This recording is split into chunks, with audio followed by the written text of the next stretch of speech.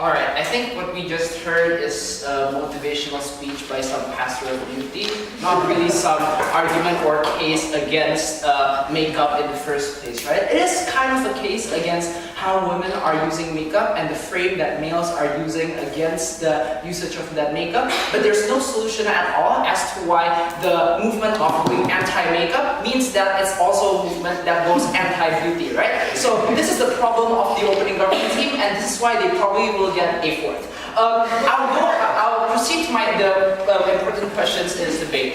First, who will succeed in convincing people to shed the habit of judging someone's beauty, their goal? Secondly, which way helps feminism survive as a movement, given that the current threat towards feminism is also a very threatening movement in the intellectual dark web that's going against feminism just because they think that it's going too much into identity. No thank you. So firstly, right, who will succeed in convincing people to shed the habit of judging someone's beauty? What we heard from opening government was that when you go against anti-beauty product, it means that you go against beauty standards, so all the harms will subsequently go away. And in that scenario, you will now have everyone being accepted as who they are in a heavenly world. I have 4 responses to this. 1, you're not fighting beauty standard when you're fighting against beauty products, right? Because when you're fighting against anti-beauty products, you're probably fighting against those who are pursuing a better life, especially those who are vulnerable. I think it's good that Charlie tried to separate between this being something that is patriarchy and the outcome of a patriarchal choice, but the outcome of that movement saying that this is a choice that was not your choice, and this is a choice that was co-opted so you're not independent, is directly going against these women who are vulnerable, women who are not biologically deemed beautiful without makeup, or even trans people, right, who want to express their identity in a certain way that cannot survive if there's no makeup at all. This will still hurt them even when you package it in that way. So this is important because this is where Alvin's argument that was unresponded at all by opening government comes into play. Because it's so hard to go against the beauty products and the companies that defend those beauty products, they have economic, financial, and political power, or even if you don't buy that, they're promoted by feminist icons like Beyonce and Rihanna. It's very hard to oppose them, and it's very hard to succeed, right? Given that, you should, so at the end of the day, what they're only doing is going to only harm the people who are reliant on this makeup to get a better life. Meanwhile, they're not succeeding in anything. That's the outcome that you get going for the opening government case.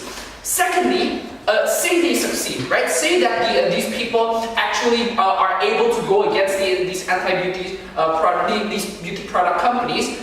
But the choices of those who want to stay plus size or become a geeky gaming nerd aren't respected, right? Because you're not focusing against the beauty standard, you're focusing only about the usage of these beauty products. This means that people who are not aesthetically or biologically beautiful are still going to be deprioritized in the social strata, right? Because you still will have models who are showing for Prada, Victoria's Secret, who will just not wear makeup, right? So it's just a differentiation of what you judge these people by now. Now it's just biological beauty and not any adage towards the face. In comparison on our side, why do we work much better than them?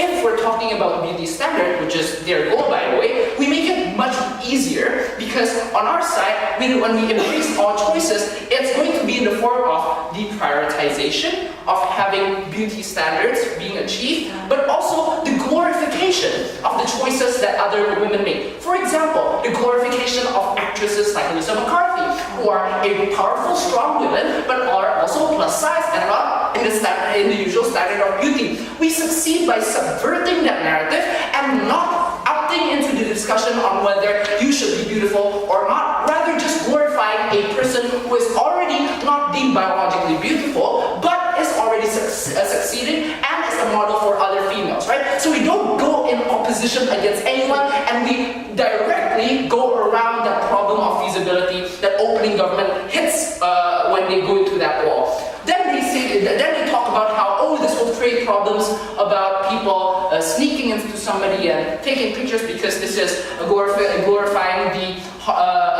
the beauty and how males are really looking at females as just objects. This is a problem of objectification, not a problem of beauty standards. No, thank you. But even if we still have this harm, there's no urgency, right? Because there's already current laws using parliament and legal protection that talks about anti-stalking, right? So this is not something that we need to concern ourselves with. But the main conclusion that we need to take out of this clash is that even with the social superstructure rooted in biology, and that, I'm sorry to say, but people are people who will always judge and have subconscious biases against those who are beautiful. On our side, these people are, there is a way out for people who are not as biologically beautiful. Yeah.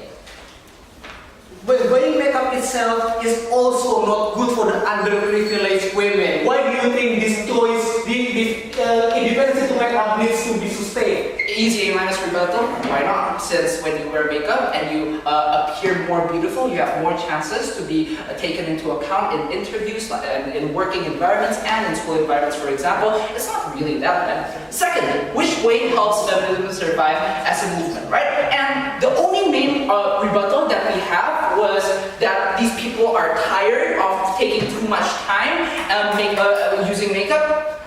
I'm pretty sure this is not true, right? I think women taking too much time and using that makeup is a form of them really liking that activity. So I don't think it's something that is of concern. If they really don't like to do that, they won't take too much time, right? That's the simple logic that you operate under. But more importantly, Alvin's argument on fracture was not responded to.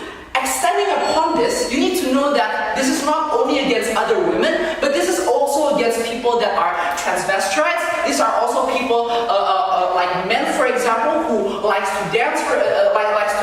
These are people who are on a much wider political spectrum, and you're going against all of these people, expecting it to succeed. You're going to destroy the feminist movement because it's unpopular. It attacks everyone. We're very proud to oppose.